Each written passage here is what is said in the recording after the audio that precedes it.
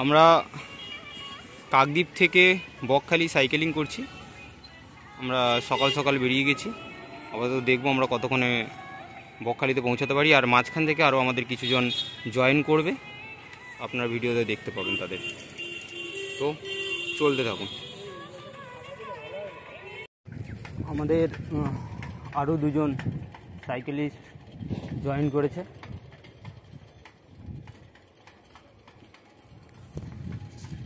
উকিলহাট থেকে।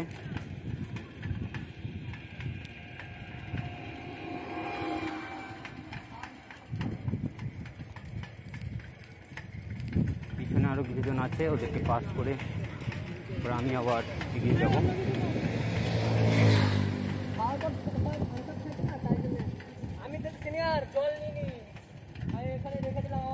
ঠিক আছে।